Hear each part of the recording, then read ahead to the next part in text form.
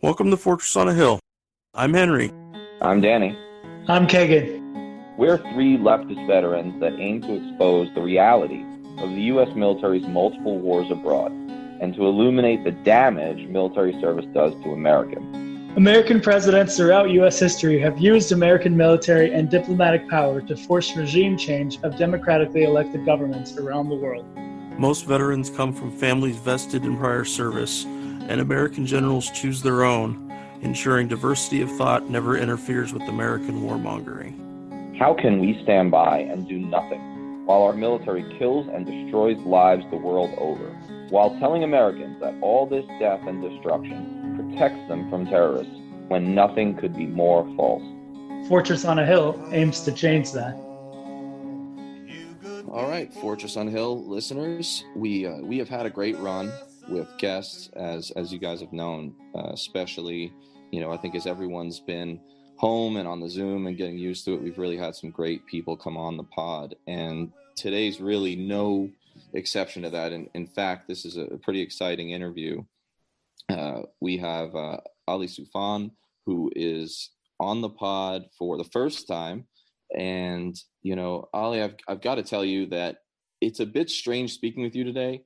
It sort of takes me back to maybe a decidedly disturbing, but I think kind of formative moment in my own life, and Henry's to a certain extent as well. I first really read about you as a quite pivotal figure in Lawrence Wright's then kind of buzzing and critically lauded book, The Looming Tower.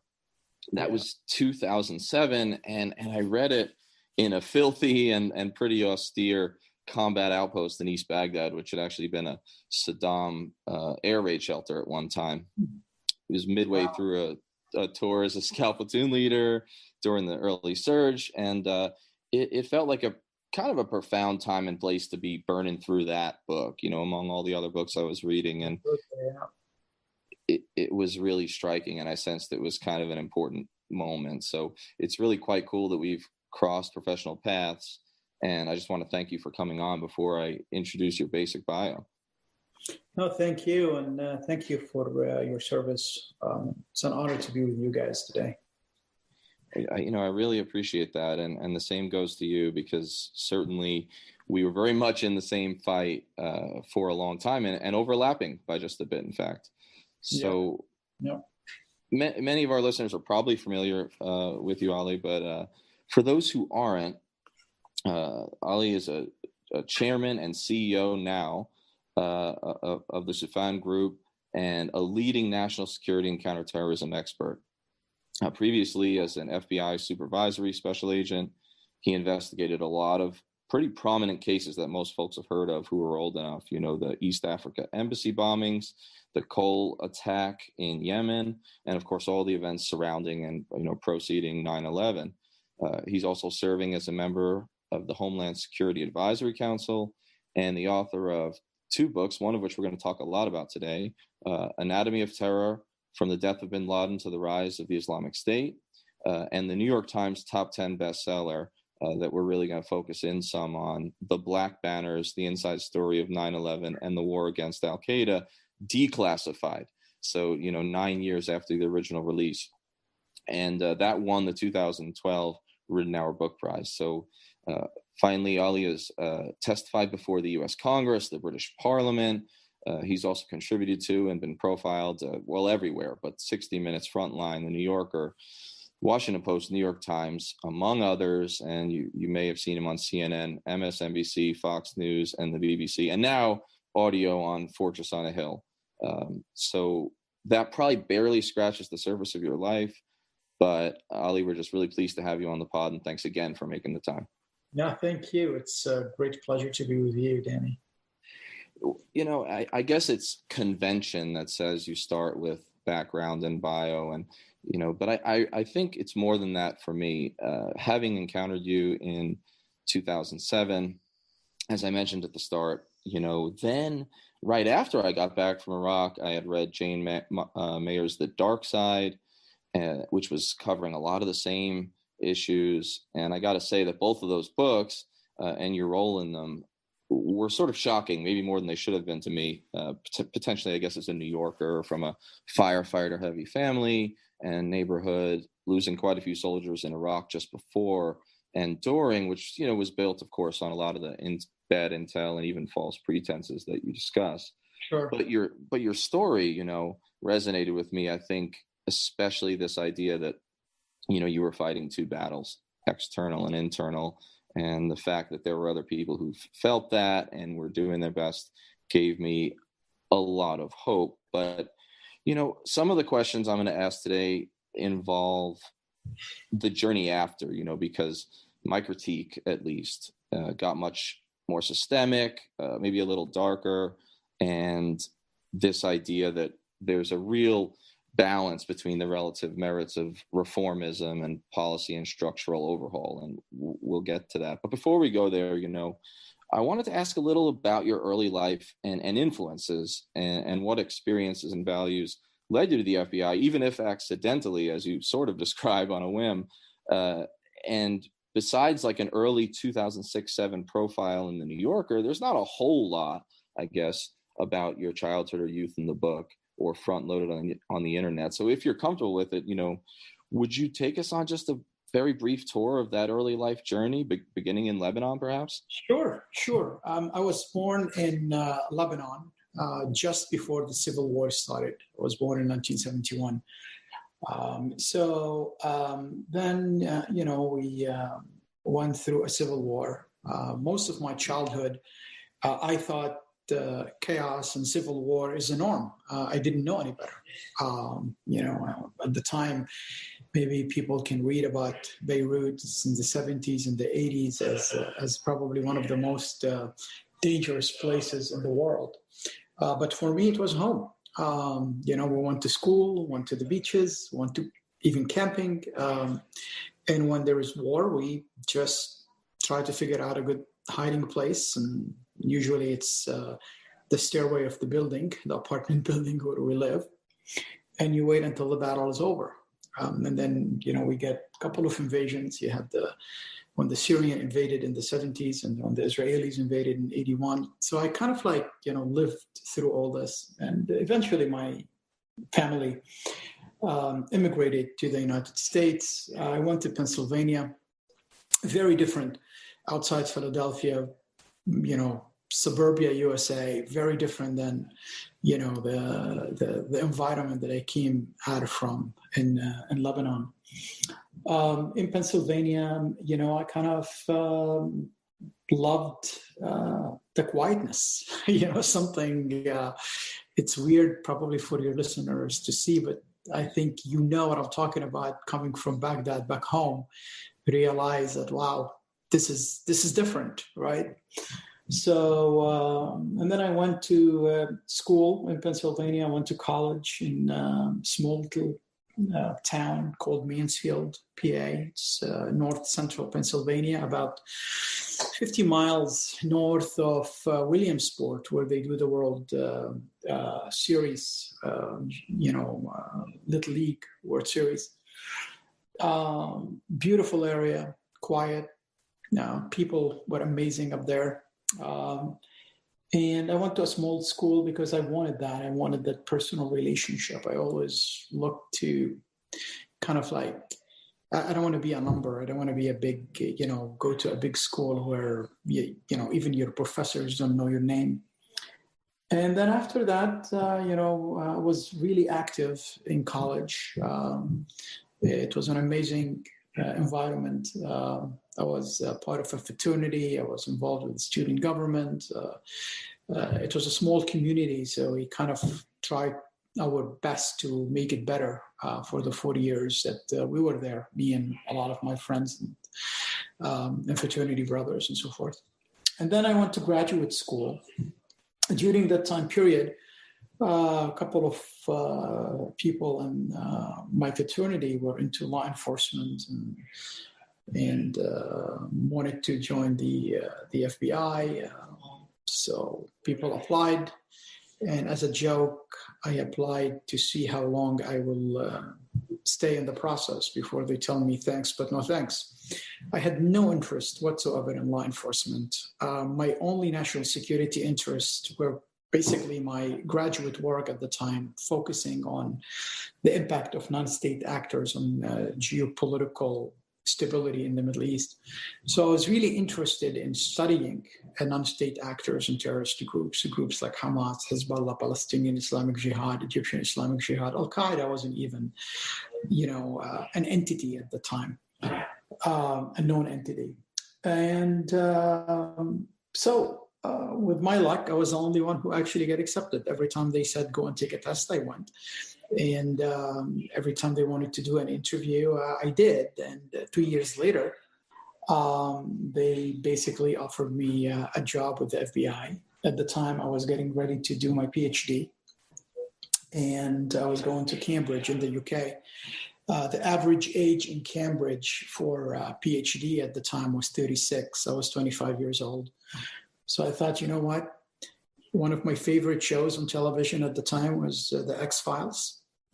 So I thought, hey, I can go to the FBI and see if there are aliens out there. It was kind of like out of a whim, literally. I thought even if I stay 10 years in the FBI, I can leave and I'm still, in an okay average age to continue my PhD. And I joined the Bureau, so the best thing that I've ever done. And the rest is history. So I guess I won't ask, because it's probably still classified, whether you actually found out if the X-Files was true. No, I cannot tell you that, Yes, and of course, I get it. it. There's some show on History Channel about aliens or something like this. Maybe you can watch it. Yes. Trust me, I think everyone has that aunt at Thanksgiving who just has to talk about aliens. And I certainly have one. It's interesting hearing you talk about Lebanon and the Civil War. I've always kind of had a bit of an immersive, long-time side interest, but I'm sure I'm still a bit of a neophyte and won't embarrass myself. But it must have been, in one sense, a person would think that it's so intense, it's so formative, and that's true. But as you described, it was kind of your normal. And I know that there's a degree of culture within Lebanon that I've read about, tonight we party because tomorrow we may die in this.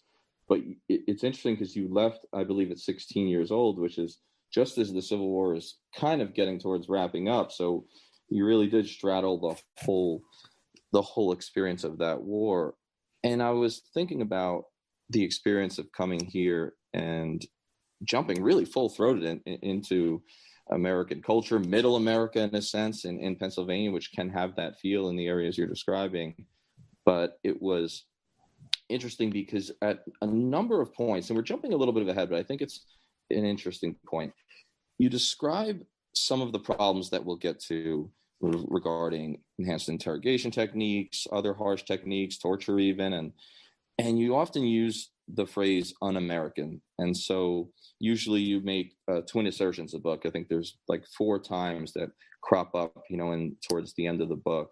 And the first assertion is usually, listen, torture and other cruelty and pettiness, they don't work and they're counterproductive, but also, you use the word these actions are un-American. So I was wondering if you could, explain a little bit about how you came to view, true Americanism and its values, and whether the transition from Lebanon into the United States and then into the federal, law enforcement institution, how that all kind of formed together, your view of what's American and what's un-American. Well, they are all, as you correctly mentioned, Danny, they're all connected to each other. Lebanon for me was chaos, civil war, death, Granted, I didn't know any better, but when I came to America and I saw the alternative, I kind of figured it out, right? So America is based on laws. America is based on a constitution. It's based on that social contract between the people and between the government. It's based on, something we call the Bill of Rights that gives you the First Amendment, the Second Amendment, the Third Amendment, all the amendments, all the 10 amendments with everything that's inside them. And for me, when I say something un-American, that means it is something that totally contradicts everything I came to love and I came to learn and I came to defend. The Constitution that I swore to defend against enemies, all foreign and domestic, as you did and as everyone who served did. So for me, it was very clear. If it does not fit in the shining city on the hill, then it's not American. We talk about human rights. We talk about liberties. We talk about democracy. We talk about helping people to self-determine their future. That's what we fight for. We fight for the good ideals. So when we start doing something that contradicts with these ideals, then this is un-American. In 2002, when we were torturing people, we were writing other countries in the world for doing the same thing we were doing in black sites. We wrote up countries in 2002 State Department report on human rights for, sleep deprivation, for nudity, for, temperature manipulation for detainees. And we were doing the same thing. If we say something is bad and we accuse others of doing this and kind of like punish other countries for doing the same thing to their people, it does not mean that it's right for us to do it. Changing the name of torture to enhanced interrogation techniques doesn't make it right. You are in Iraq, and you've seen that the images of Abu Ghraib caused more foreign fighters to join the insurgency in Iraq than anything else, gave new blood for Al-Qaeda. We never had hostages being put in orange suits or being tortured before we start doing that in black sites. So living according to our values, living according to our moral standards, according to our laws, is not only a brand. This is what America is. This is the cornerstone of our foundation. And when we lose it, we lose our position in the world. And when we lose our position in the world, America is not going to be the shining city on the hill that we love and we admire. And I think that's why, for me, I know the alternative. I lived through the alternative, and it's horrible. And that's why all these ideals about America, the ideals that took us through World War I and World War II, it took us through the Civil Rights Movement, it took us through the Cold War, and we're always victorious. We're always on the right side of history. I think these are worth fighting for and worth defending. And I believe that when I was putting my life on the line, as you guys did, that's what we were fighting for. We're fighting for our buddies. We're fighting for our colleagues next to us, our friends, fighting for our country. But that's what our country means. We're fighting for the right thing. I really liked throughout Black Banners in particular the way you always linked, and in everything I've seen you do, the legal values with principles and with ethics, and keeping them all sort of together. And the oath is important. I mean, the oath you have to. I mean, you cannot have our ideas and our morality and our legal system contradict our tactics and strategy, because it's going to be a disaster. If your strategy does not fit with your moral core, then you're going to fail. And that's exactly what happened during the war on terrorism. That's what happened in Iraq. That's what continued to happen in so many places around the world. Look, you have somebody like Khalid Sheikh Mohammed, who's probably one of the worst murderers in the 21st century. He killed more than 3,000 Americans on 9/11. He has been in custody for how long? For 13, 14 years, maybe more. In Guantanamo Bay, we cannot even prosecute him. And he admitted on camera that he was behind 9/11. This is because what he went through when he got arrested for, we didn't save any lives because of it. The torture that he won, the 183 sessions of waterboarding, it's going to come and hunt us when we put him in front of a judge. So that's why he's just in Guantanamo Bay and justice is not served. Our legal system, our morality, our values need to be in sync with our tactics and our strategy. And when they are not in sync, they're going to cause a big problem for us. I mean, Sun Tzu said, if you know yourself and you know your enemy, you will win 100 times in 100 battles.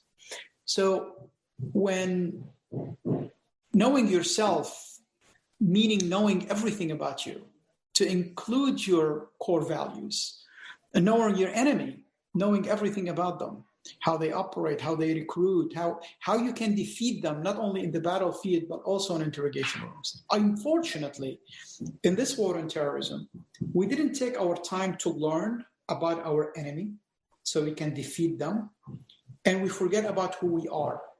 So it was a double negative, and that double negative did not cause any positive outcome. That is such an important point, and I think it really threads through everything you do when you discuss these values and legalities and the hypocrisy. One of the important points you brought up is the blowback. And I remember Abu Ghraib very well, and you gave so much great backstory on how that was systemic and it followed from Gitmo and all this. But I remember that and the effect that it had when it catapulted around the world digitally. And then, other examples, which this wasn't necessarily policy, but to see the blowback, the Blackwater shooting of the civilians in Baghdad happened when I was in Baghdad. And I felt that because those guys went back to their base and their nice salaries and their internet. And I had to live with the blame because we were all Americans. And so that really stood out to me. And but it kind of leads to my next question, which I think you were very fair to folks from what I could tell in Black Banners. I mean, it did not seem like one of these tell-alls that is personal vendetta at all. And that struck me because that usually tells me something about the validity of the argument. And, it took 9 years, right, from the original publication of Black Banners to the declassified version. And there are some key details, as you pointed out, about how and why torture doesn't work that you couldn't necessarily put out there. But if I can ask you to speculate just a bit, to what extent would you attribute the original redactions to any of these, few things, actual national security risks or partisanship and ideology or fear for institutional reputations or, personal pettiness among the officers? I mean, to what extent was it a balance of all those things, and where do you think it leaned most heavily? I think it's personal and institutional pettiness. That's what I truly believe. And you can look at the sections that were redacted back in 2010 and back in 2011, and look at the unredacted version now and compare them to each other, and you'll get to the same conclusion. Whereas the national security, imperatives in redacting pronouns, redacting he and she and me and you in a book. That is pettiness. I think some folks at the agency at the time, at the CIA, viewed the book as damaging to their own reputation. Not to the reputation of the CIA in general, but the reputation of the people who were basically behind the torture program.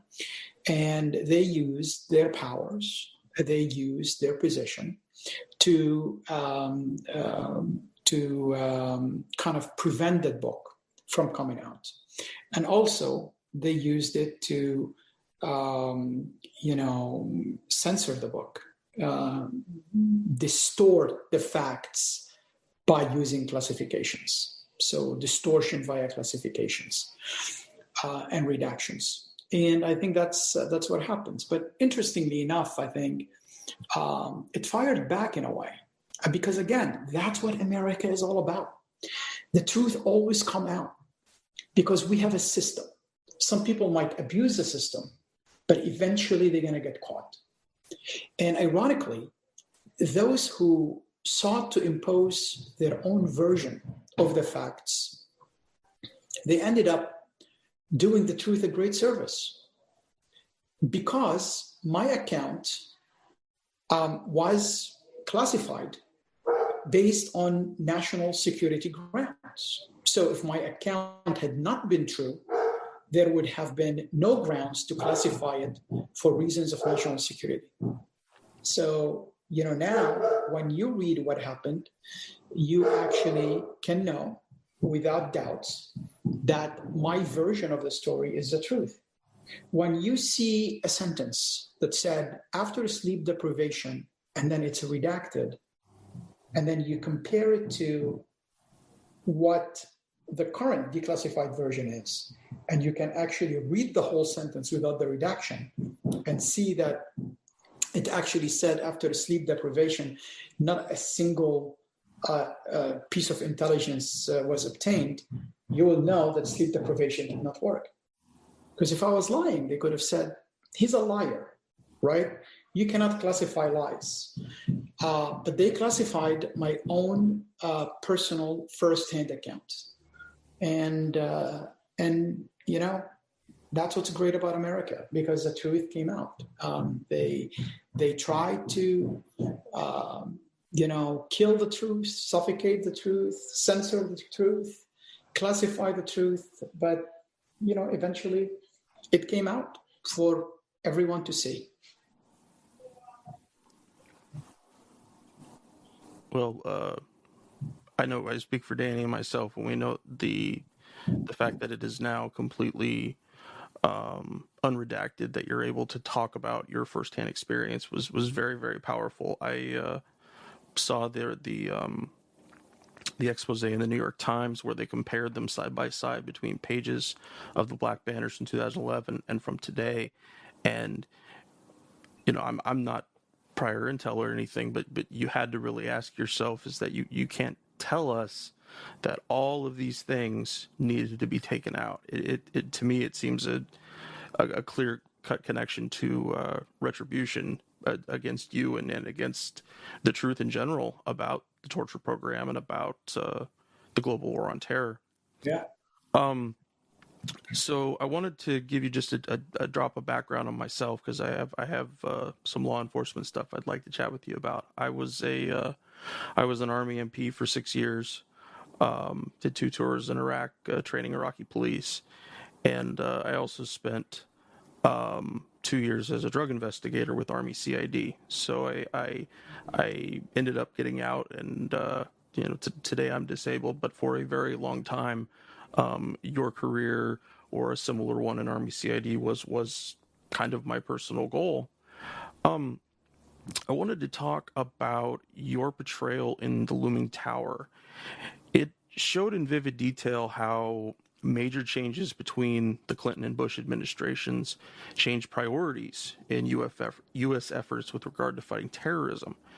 But something that I feel most people don't wrap their minds around is the effort investigators put into attempting to solve the case, and the series did show that, I think, pretty well overall. But most Americans have the CSI mentality.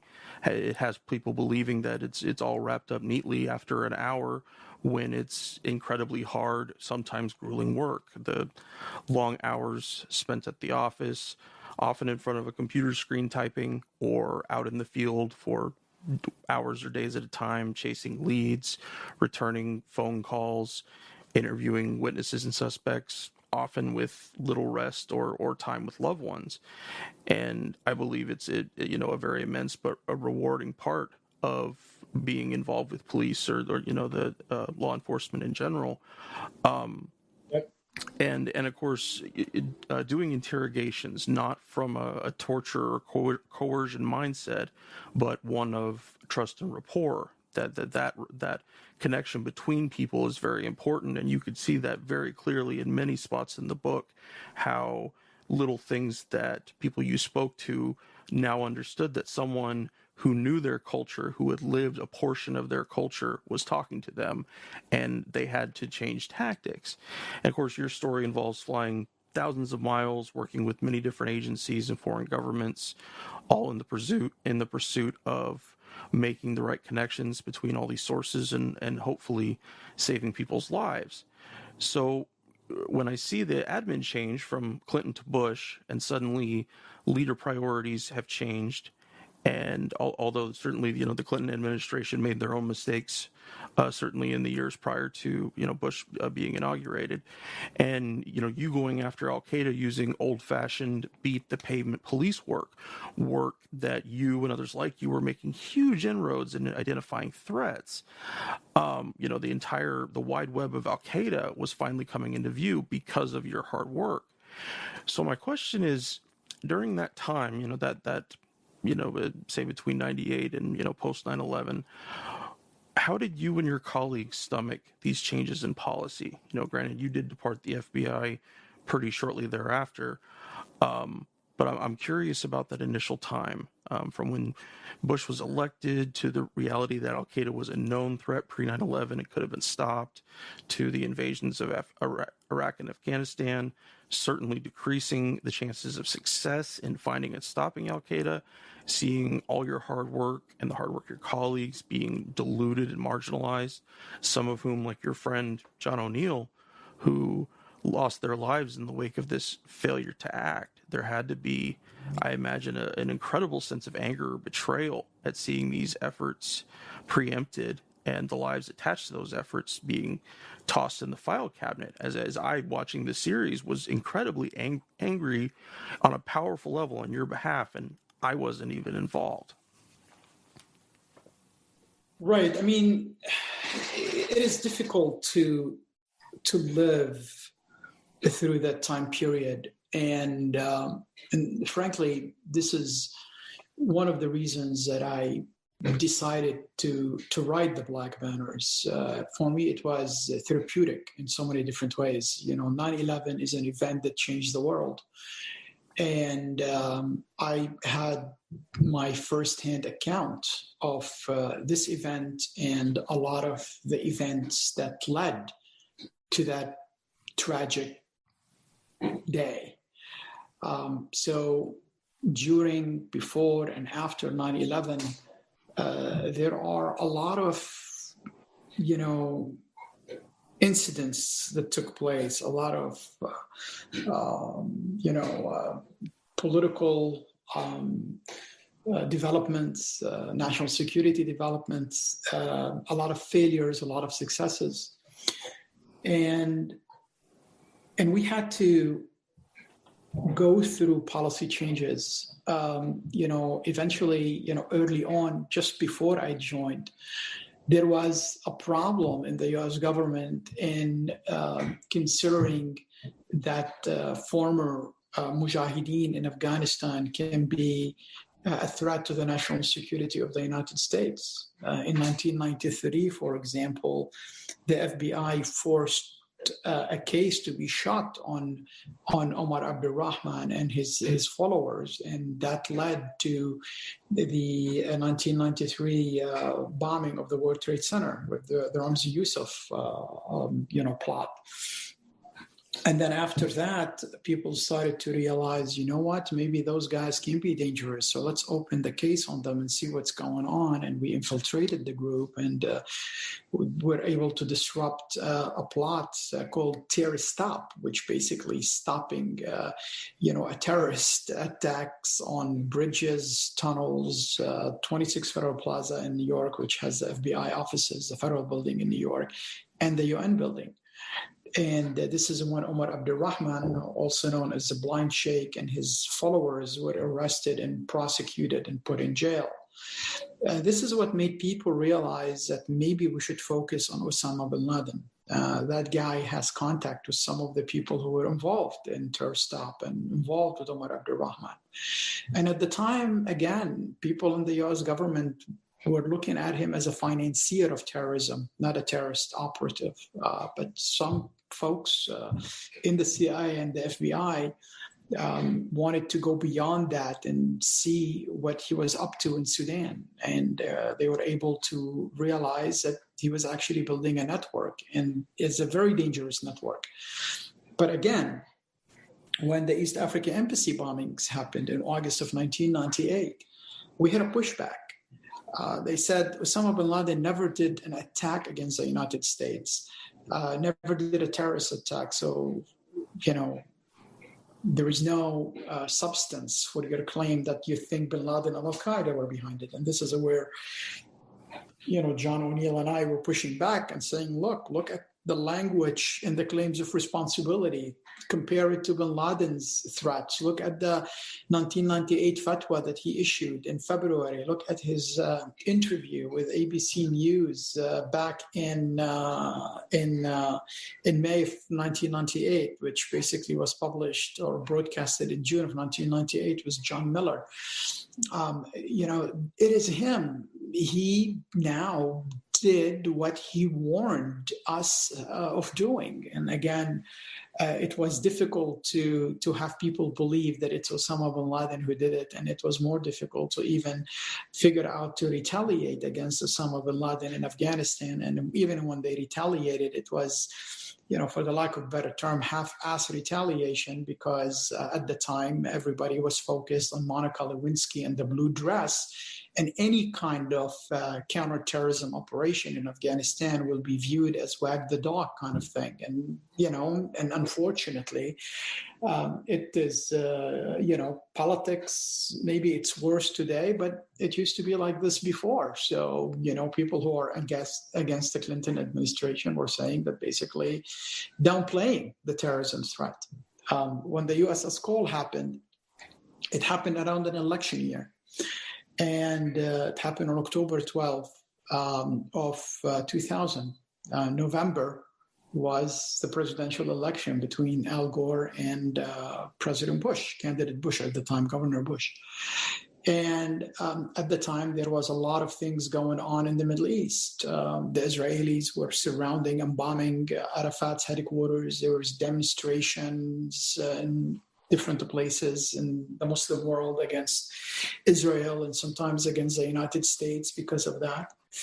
And then people in the Clinton administration decided that they don't want it to retaliate because of all these issues. And they wanted to basically know for sure that Osama bin Laden did it. And Henry, you're 100% accurate. It's not like an hour and everything will be packaged and we'll give it to you very clear. It was an investigation. I was there from day one. We're working hard. We're finding connection to Al-Qaeda network. And I was there investigating on the ground. I am a bin Laden Al-Qaeda at the time investigator. So the fact that I was investigating means that we believe that it was Al-Qaeda.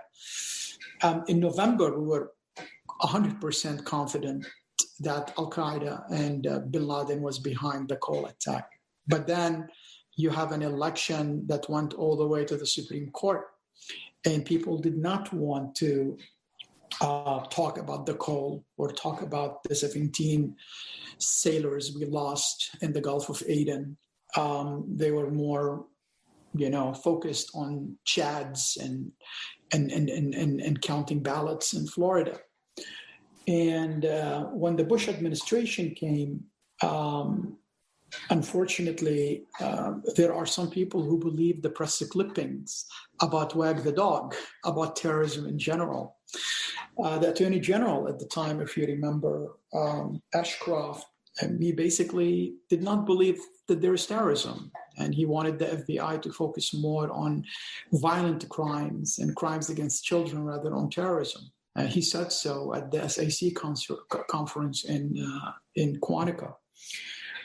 So people started to believe the partisan press clippings from before the election. And not a lot of people were really interested in what was going on.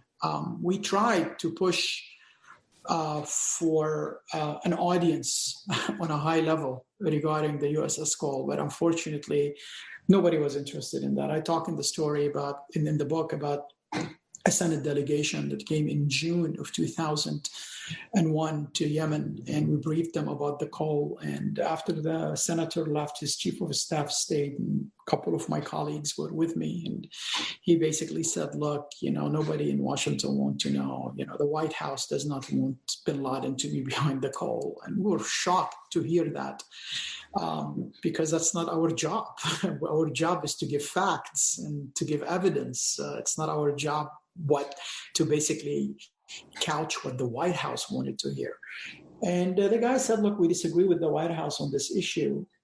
He was basically, also a Republican senator, a Republican staffer. He said, we disagree with the White House totally, but we can see their points. They are saying that if you say bin Laden was behind it, then the president has to do something about it. If he doesn't do anything about it, he will look weak. But if he does something about it, half of the country is not with him because they don't think he's a legitimate president. So it is an awkward position for the White House. And at the time, my position was, look, you know what? I moved him from the door and opened the door and said, this is way above my grade level. And I left the room. But that is in June of 2001. So after 9/11, when the 9/11 Commission asked Wolfowitz at the time, Assistant SecDef, why the administration did not retaliate, against the people who did the USS Cole. He said it was a stale case. He called it a stale case. Well, I don't think it was a stale case for the Navy. I don't think it was a stale case for the Pentagon. I don't think it was a stale case for the families of the 17 souls we lost on that day. And I don't think it was a stale case for us, who were basically going from one threat to another in Yemen, trying to investigate it and arrest people who were involved in the attack, and we successfully done so. This is a perfect example of how politics sometimes get involved with, get in the middle of our views, of our understanding of the facts. And I think that's one of the reasons that I wanted to write the book, because these events in so many ways changed the world. And I think having a firsthand account is very valuable to conversation, not necessarily in our lifetime, but maybe down the road, maybe in the future. And that's why, as Danny mentioned, I was very fair. I wasn't political in any way, shape, or form.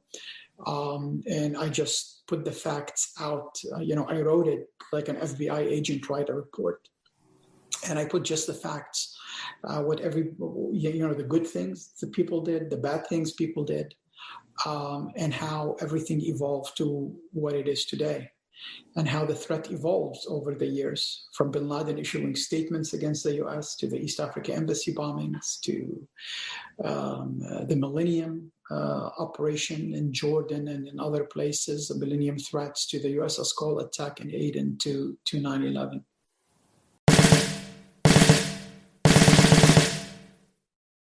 The guys and I love doing the podcast. Being able to share our experiences in the military with allies and supporters means the world to us. But we can't do all the work. We need you to share an episode of ours with someone, anyone whom you might think might be affected by it. Young people looking to join the military, or parents advocating for one, conscientious citizens who care about the violence the U.S. wages in their name, advocates for women and people of color who understand the harsh environment the military creates for females and minorities and inflicts on minorities around the globe, and anyone else you think it might affect. Please take a moment, pause the episode, share this with them. Now, our podcast is supported in a few different ways. First, there's Patreon, where we're blessed to have an array of wonderful supporters helping the guys and I pay for some of the podcast's expenses. Those who contribute $10 a month or more will be mentioned right here as an honorary producer, helping keep you, our listeners, stocked with new episodes. But you don't have to contribute $10 a month to help us. For as little as $1 a month, you can keep us going, paying for hosting and storage fees, transcribing old and new episodes, promoting and expanding the podcast, and more I'm sure I can't think of at the moment.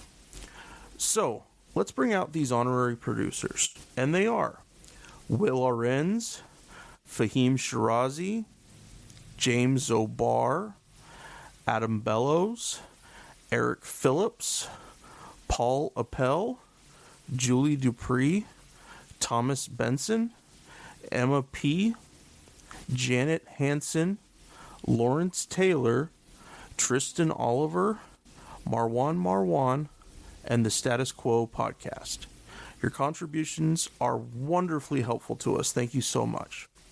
However, if Patreon isn't your style, you can always contribute directly to us through PayPal at paypal.me/ForSanaHill. Or please check out our store on Spreadshirt.com. Make sure you check for promo codes before you order. And now, let's get back to the podcast.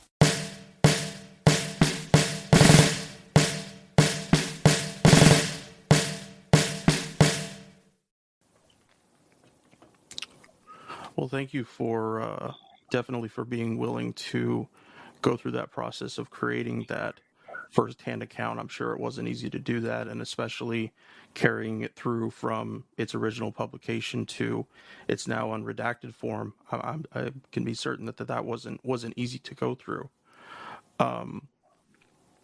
To lighten up the discussion just for a second here, I want to talk about the sometimes Keystone Cops aspect of Al Qaeda and other terrorists. Reading in the book about the plane that Riddy bought for Al Qaeda to use, that getting no maintenance, forcing him to come back to fix it, finding melted tires, an engine filled with sand. No one was able to find the ignition keys. And I asked myself, are these guys Al Qaeda's finest, or are they American soldiers I served with on deployment who routinely cause that much damage, if not more? Military life is replete with broken or missing equipment caused not by combat or legitimate training, but by inattention or just outright incompetence of the average soldier. I saw Humvee tanks that very clearly run on diesel get filled with regular unleaded gas, wheels falling off the trucks, during a convoy, a 50 cal machine gun mount falling into the lap of a gunner because he didn't insert the retaining pins correctly. I found it absolutely hilarious, and I wanted to share that small amount of satisfaction knowing that the other guys do it, although I doubt Al Qaeda would dock their pay to cover the costs. But I was curious to ask you, were there any other instances of terrorist folly that kind of stuck with you and you just had to laugh about or took solace in otherwise very serious investigations? Oh, no, absolutely. I mean, story after story, in almost every investigation that we were doing, we used to just look at each other and it's like, you cannot make that shit up. I mean, like, for example, before the USS Cole, Al Qaeda wanted to, they have an operation called the ship operation. So they have the ship operation and they have the planes operation. The planes operation was Khalid Sheikh Mohammed. Basically, we know what happened on 9/11. And then the ship operation, at the beginning, they wanted to attack a military ship, in also refueling in Aden around the millennium. There was a ship docked on January 4th, I believe, or 5th of 2000 in the port of Aden, Yemen. It's USS the Sullivans. And the plan was to basically blow it up. That was the operation that later became the USS Cole. So they got the same boat that they used on the Cole, the same explosives, and then they decided to basically take it to the beach area and put the boat in the water so the two suicide bombers can actually sail it and hit the ship. And they did not know anything about tide. So basically the boat sunk when they put it in the water. So the two suicide bombers decided that they couldn't move the boat. It really like sunk on the beach. So they decided to go home and sleep and not to die. And Nashri and the guys who are videotaping the operation are sitting on the observation deck, a place that they rented, an apartment that they rented, overseeing the port, with the camera, waiting for the operation to happen so they can videotape it. And nothing happened. So Nashri goes to the safe house and he sees the two guys sleeping. So he woke them up. He said, "What happened?" Basically, they said, "Oh yeah, the boat sunk, so there's nothing we can do. We came back home." So they decided not to die. So the guy Nashri in the morning, he goes with the two suicide bombers to show him where the boat is, and then there's a couple of people sitting there and playing with the explosives, right? Literally on the beach, throwing it, playing it with each other. So that was the night of destiny, Laylatul Qadr, they call it, when the attack was supposed to happen. So Nashri goes and he say, "Hey, this is my boat and this is my stuff."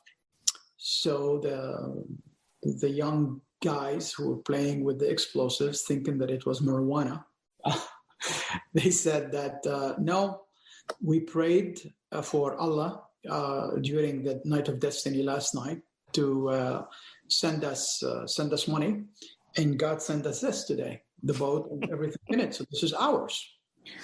So now they have this argument where Nashri actually had to buy the boat and the engine from them, and he wanted to take the explosives back to the guest house with the boat. Now they cannot move it because it's really heavy, and it became heavier because all the explosives were wet. So they go to the main road next to the beach, and they stop a big Yemeni military truck. And they ask the guy if he can move the boat for them with the explosive in it. And the guy did move the boat, and they take it to the guest house. A military truck moved the boat because they gave him a couple of bucks for the guy. He had no idea that there was explosives on the boat or anything. He thought like he was helping a couple of guys that their boat sunk. And he moved it to the safe house, and then they keep it in the safe house, and they run away to Afghanistan. And guess what? Nothing happened. Nobody was looking for the boat. The Yemenis were not tipped that there was something going on. So they came back. They dried the explosives. Definitely by then it's dried. They fixed the boat, and they tried to do it again.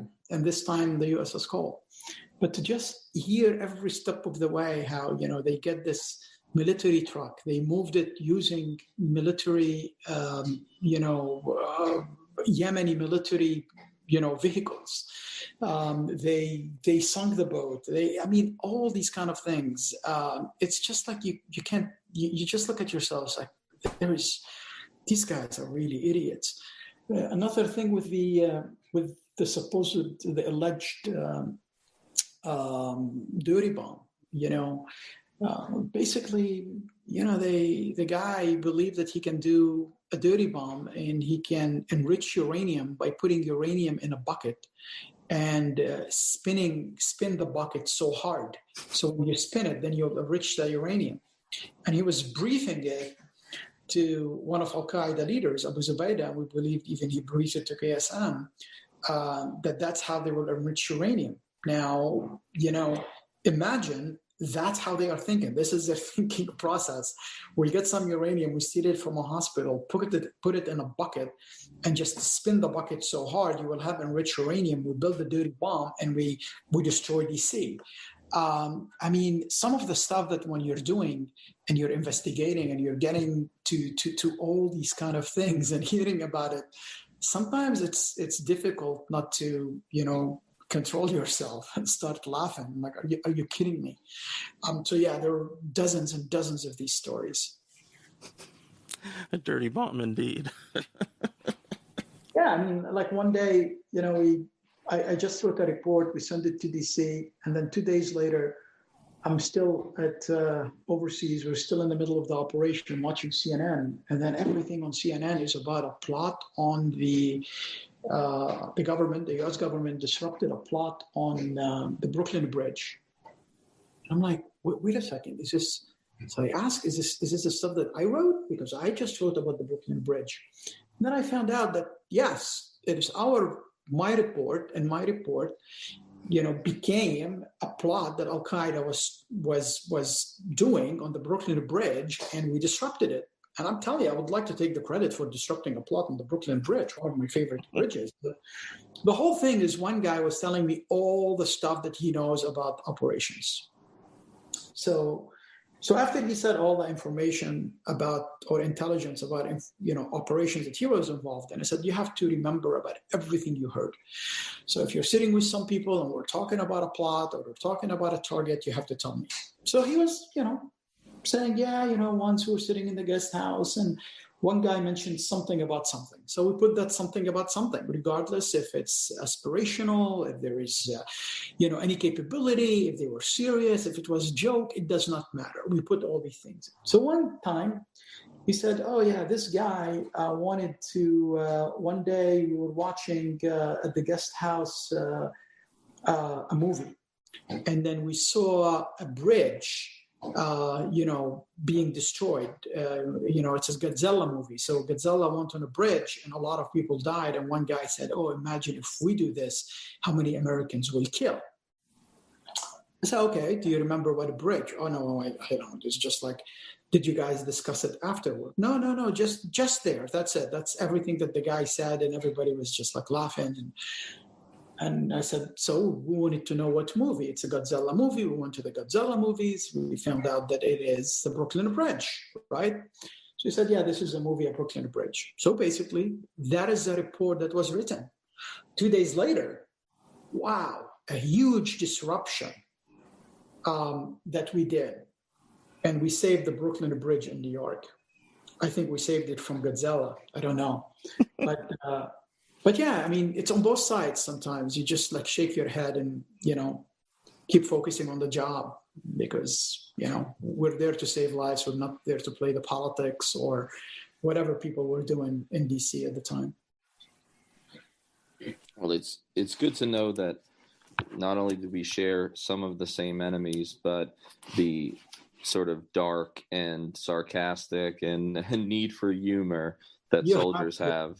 You have to, come on. I mean, I'm sure in the middle of, facing great dangers, you had to laugh your ass off about something. That's how you survive. Absolutely. Every moment of levity you can find. Yeah, exactly. The soldier and the FBI agents, defense mechanism, perhaps. Yeah, you've got to.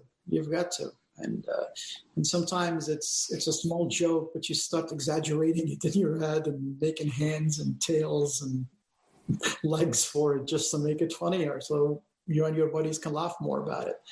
But that's basically what we used to do. And in places like Yemen, we used to operate a lot at night. Really at night when, midnight. So we're doing operations. And something about in Yemen, a lot of people don't turn their headlights on at night because they believe they are saving gas. So that was like the biggest joke for us when we were driving and you see somebody driving on the wrong side of the road, literally the wrong side of the road because it's closer to the exit they want to take with no lights on. And something silly, something stupid. But, eventually it becomes something hilarious and that becomes like the funniest thing you ever seen. Oh, absolutely. It's so funny how sometimes the cultural differences can be a joke in and of themselves. And it made me think a little bit as I was reading some of the narrative. I mean, one of the things, and it's true, right? This isn't just flatter the guest. Your book, it's a long book, Black Banners, but I burned through it, and not just because I was doing a Good Will Hunting impression, but because it has that narrative, almost fictional feel, like it could be a novel, and maybe I think that's why it reads so well. But at the same time, I kept asking myself, "Wow, this feels cinematic," and I wonder if he felt like he was living a movie, and so. We're a bit of film buffs here on the pod, and so are a lot of our listeners.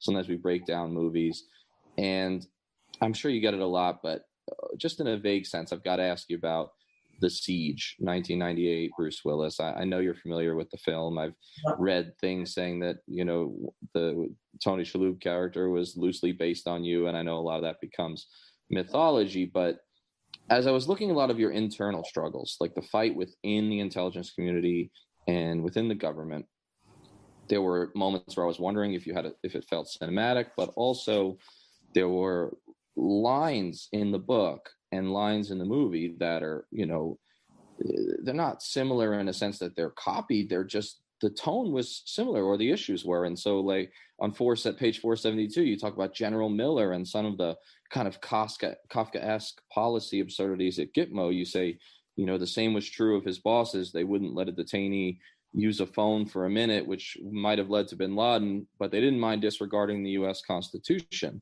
And in the movie, which I think got kind of forgotten until 9/11, and then it was the most rented, Denzel Washington's Agent Hubbard character gives a bit of a soliloquy, and he says, what if what they really want is for us to herd our children into stadiums like we're doing, and put our soldiers on the street.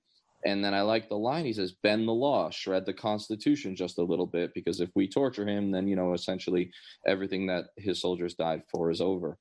So I guess I'm asking, was there a cinematic feel to some of the experience, the sense that you were involved in profound things that, like you said, you can't make this shit up, but also did you feel a little bit like at times a lone wolf in some of your fight? I know you had a lot of colleagues who agreed with you, but there had to have maybe been times where you felt like the only sane person in the room. I guess, heck, what I'm asking is, were you lonely at all, Ali? I mean, during this journey?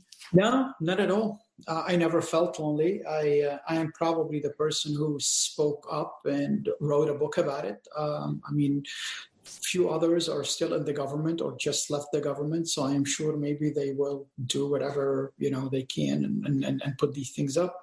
But no, I never felt lonely. I think I get all the support that I can get, not only from the FBI and the FBI leadership, from Director Mueller and the team up in FBI and in New York, but also from DOD. I get a lot of support from DOD, and I get a lot of support from the CIA.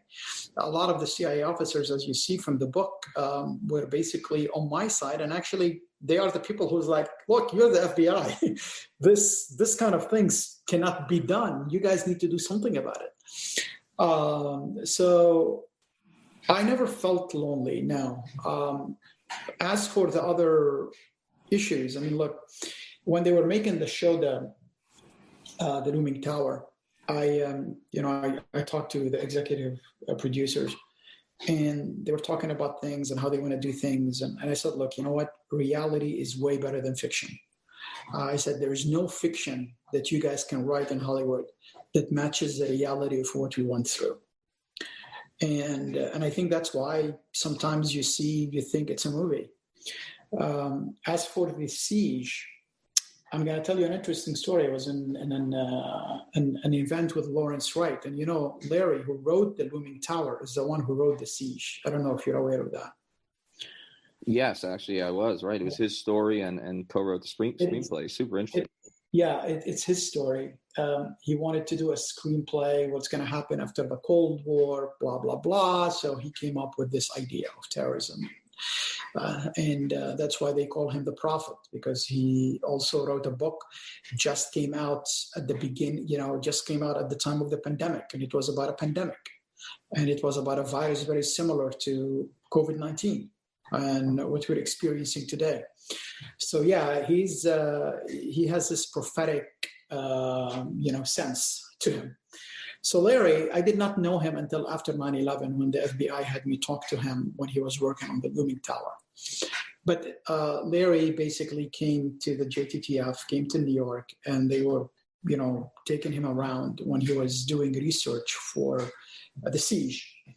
And he asked, do you have like an Arabic speaking agent or something? Like, oh yeah, we have one. They were talking about me. He's like, can I meet him? Like, no, because he does undercover and stuff like that. So yeah, he's, you're not allowed to meet him. But they gave him a little bit of information about me. And this information actually made it to the Tony Shalhoub character. So Larry was talking about how, when he was doing The Siege, he heard about me and he did that movie. with my character in it. And later on, interestingly enough, it was, a person that fits that character was standing with his FBI bosses. The guy who played Denzel Washington is actually the guy who was the head of the JTTF at the time in New York, my boss, Pasquale Demora. Denzel was actually Pat Demora. And Pat was the guy who basically I went to when we were in the dark side, seeing all these stupid stuff that's being done in our name. And Pat went to Mueller and basically he said, we don't do that. And Pat's position was very similar to Denzel's previous position in the movie. So sometimes, fiction and reality collides, and more often than not, they are colliding with what Lawrence Wright writes. So, it's interesting to see this unfold in front of you. Well, I appreciate you talking about that. I find, the fiction truth link is very interesting, and I agree that in many cases, I wonder sometimes when I watch a movie that I know a whole lot about the topic, I understand creative license, but there are times when I say, man, they didn't really need to change this. There are so many stories that are true that are better than these fictional ones. No, absolutely. And sometimes, honestly, like I know in the Looming Tower, for example, there's a couple of things that they changed, and it's like, why did you change it? They said, because if we put it, nobody will ever believe that this is actually what happened. I said, but that is exactly what happened. They said, yeah, but we need to make it more believable. So this is one of the incidences that I was actually shocked that Hollywood is actually toning it down because they believe nobody will believe it. Now that's instructive, isn't it? Yeah. That gives you an idea about the life that we lived, right? Yes. Definitely true. I felt the same way about many war movies when they do the same thing. Yeah. This has been super. I watch a lot of your appearances and everything, and they vary, of course, depending on the medium and all that. And I appreciate some of the depth and backstory that you've gone into here. So I'm gonna kind of close this out with just kind of one more question, taking into account that we've all got a million things, and I'm sure you're living that Zoom life like me and Henry are, but maybe even more. So I appreciate the calendar. But, I'd asked in the last question if you felt lonely, and it was interesting the way you answered, because it struck me as you were saying it that there are a lot of protagonists in the book. It's not like you were trying to impart that you're a lone wolf or that you were the only one who saw it. Some of your bosses were, like you mentioned, Pat, which I did not know that the Denzel character had any connection to him. That's super cool. But there were points where I was really impressed with some of the FBI hierarchy. But as you mentioned, there were CIA folks who were on your side and really had these doubts. And I know you've made that argument. I get so much support from the Pentagon. Sometimes even when people in the FBI were like, we really don't like Ali and Pat and all these people as much because they convinced Mueller to pull out from these sites. We should have been there. We should have been with the CIA trying to figure out what's going on. We're left out. You had people like this, but it's amazing the people in the Pentagon who used to come, every rank you can imagine, and they tell you, you know what? Keep speaking up. We have your back. Thank you. Because they understand. They understand that these things will probably result in our soldiers being treated the same way if they get caught. And then they have the Army Field Manual, and they have a lot of rules and regulations, and there's a reason we have all these rules and regulations. So I get a lot of support from the Pentagon. But as you see from the Black Banners, the CIA, I mean, a lot of times, during this 9 years period when the book was classified, they made it appear as if it's FBI versus CIA. And it was never an FBI versus CIA. It was FBI and CIA versus outside contractors that charged, 2 contractors that charged the US government $83 million to put water on people's faces. And then you see the details of how the things evolved, and you see the disastrous outcome that it led to.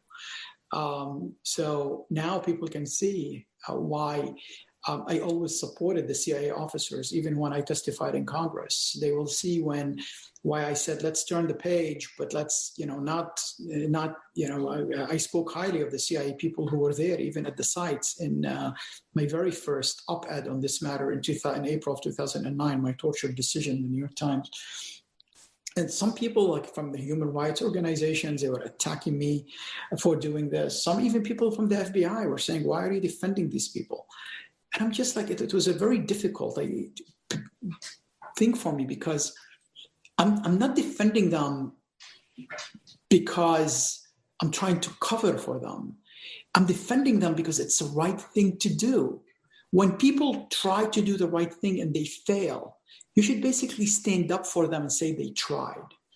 And when it falls on your shoulder to be the person who is telling the American public the truth, you have to tell them the truth. And that truth, sometimes, as you mentioned earlier, is very much complicated. It's not wrapped in 1 hour.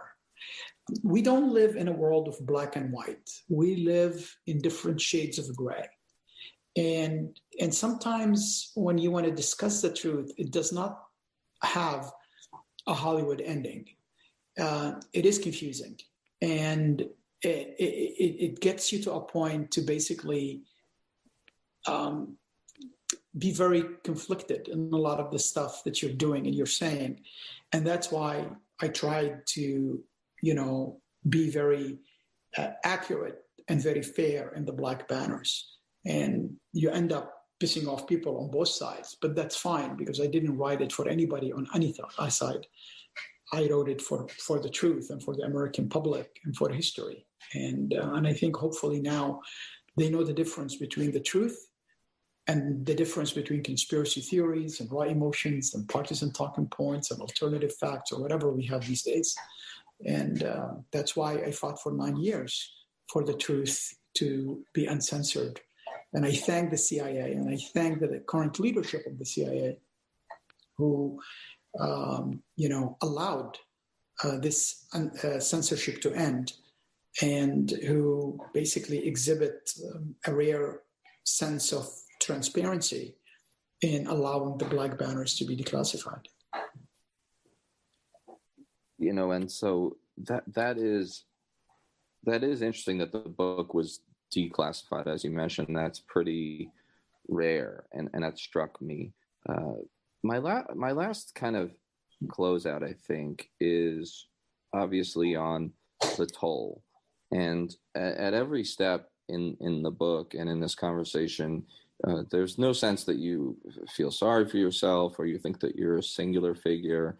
At the same time, I've found that personally, to an extent, but especially from our regular work with some whistleblowers and dissenters, that, like you mentioned, purely happy Hollywood endings or medals awarded for courage in moral battles, I mean, to some extent, they're a rare thing. Usually, more typically, there's serious professional and social and sometimes even legal costs when you take a principled stand. And at the end of Black Banners, you explained that you knew you'd either give yourself a heart attack from the stress or you would have to leave the FBI. And you've also noted that some folks had told you that you were a marked man in certain quarters at the end of your career within the government. And furthermore, I've read about the Saudi disinformation campaign, or the probably Saudi disinformation campaign against you of late, some of the internet trolling and, probably very off-putting threats.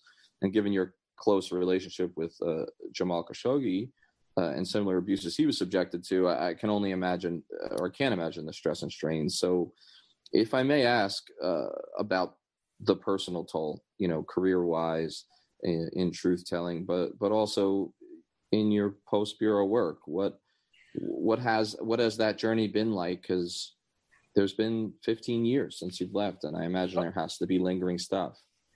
No, absolutely. I mean, look, I don't consider myself a whistleblower. I'm not. I get significant support, as I said. And actually, after I did what I did, and after, fighting with the CIA on torture and exposing what happened on 9/11 with the 9/11 Commission, I was promoted inside the FBI. So I don't consider myself like a living martyr, or I'm complaining about what happened to me. I stood up for what I believe was the right thing to do, and I don't regret at all what I did. Again, this is America. After all these years, now people know the truth and know what happened. We had the 9/11 Commission that came to the same conclusion that I told them.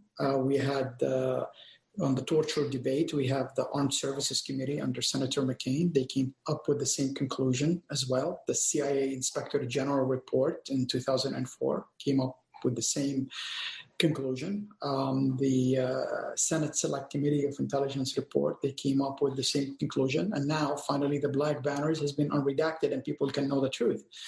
So, it makes me believe in our system. It makes me believe in our government. It makes me believe in the ideals that we were talking about at the beginning of this podcast. Look, I continue to do a lot of work. I'm sure you mentioned some of the threats that I'm getting today, continue to get from Al-Qaeda, from white supremacists, from the Saudis, our friends, the Saudis. But also at the same time, I continue to expose things. I mean, we were the very first entity, the Soufan Center, to expose ISIS and put the whole structure of ISIS back before ISIS was, a big name. And we talked about the foreign fighters before anybody talked about the foreign fighters, to the point that the U.S. government and the British government were using our numbers initially on the U.S. foreign fighters in Iraq and Syria. We have been on the forefront of the disinformation, threat from Russia, China, Iran, Saudi Arabia, and other countries. We talked about the threat of white supremacy, and I testify about this threat before the FBI and the State Department and DHS even acknowledged it. And we put the threat, front and center, even in the Trump administration. And we had a bipartisan support, a very rare bipartisan support in the Homeland Security Committee, where Republicans and Democrats agreed that we need to pay attention and U.S. agencies need to pay attention on the threat of white supremacy and the global network of white supremacy. So I continue on the fight. And we do a lot of pro bono work on the side, me and my colleagues, to bring American hostages back home. And probably you heard our name mentioned with bringing the two Beatles, the people who executed and kidnapped American hostages in Syria, to the United States. And I would work with the families. And recently we had a success in bringing an American hostage who was held illegally in Yemen by the Houthis back to the United States. So look, my point here is, when you take an oath to defend this great country, that oath does not stop with a paycheck. You took an oath in front of God, and God does not recognize the paycheck that you're getting. And I believe that I'm blessed that I have the capabilities, I have the resources, thankfully. And we continue to do the fight from outside and help the people who need help inside, because I know how difficult it is when you're inside and you don't have people to help you sometimes, or we don't have people to basically say publicly in the outside what's happening in the inside. And we're very happy that we are very well trusted, regardless if it's the Obama administration or it's the Bush administration or it is the Trump administration. We have that position, and we have this kind of relationship, and we know that people who are in these institutions are fighting the good fight. So we try to ignore the politics as much as we can and focus on what's better for this nation. And hopefully, we'll get over the difficult times we're living these days. Well, that kind of sums up my follow-up and answers it. And I just want to say that, I was kind of inspired by the end of the book, when you talked about continuing the fight, and it's clear that you have. And there's a veterans organization that does a lot of community work. I believe they're called, the Mission Continues or something. And, And there's a lot of ways to do that, and we try to contribute in our small way through activism. And it sounds like you're doing so much after taking off, I guess you can't maybe say the uniform, but the suit. But I liked how you ended Black Banners talking about your new hobby of getting to the root of these issues, countering propaganda and rhetoric that these terrorist groups use to entice people, so you don't have to go find them. And that was really great. And you keep fighting, which does give hope in what can be kind of dark times right now. And it's clear from everything you've said and throughout your work that there's this distinct sense that you've never submitted to apathy, nihilism, or despair. And that's a rare thing, and nice to be able to end on a hopeful note. And Ali, I just want to thank you so much and say that this has been a far more, I think, enlightening discussion than even some of our best guests, and certainly than one hears in most, short form media settings. So that's just really great. Thank you. And thank you, Henry, for giving me the opportunity. It's a great honor to be with you guys, and thank you for your service. And I think we need to keep the fight from wherever we are. We continue to fight for the truth, to fight for this nation, to fight for the ideals that we lost a lot of buddies and friends, on the battlefield fighting for these things. So. Absolutely. And for the listeners, definitely check out Black Banners as well as his other book, Anatomy of Terror. Check out the group webpage. All of it's well worth the read. There's publications and appearances posted there. And, just keep up with the fight. I hope everyone enjoyed the interview. And Ali, thanks again. And hopefully we'll maintain a relationship moving forward between the pod and yourself, and any way we can work together. Absolutely. Thank you very much. It's a great pleasure being with you guys. We're on Twitter at Fortress on a Hill, and also at Facebook.com at Fortress on a Hill. You can find our main blog page and our full collection of episodes at www.fortressonahill.com. iTunes, Stitcher, Google Podcasts, Patreon, Spotify. You name it, almost anywhere you listen, we're already waiting for you. And hey, we're always in the market for more Patreon supporters. Please consider becoming a patron at patreon.com. And if you're not into giving us a monthly payment, think about giving us a couple bucks on PayPal. The link is in the show notes. Skepticism is one's best armor. Never forget it. We'll see you next time. And listen to my song.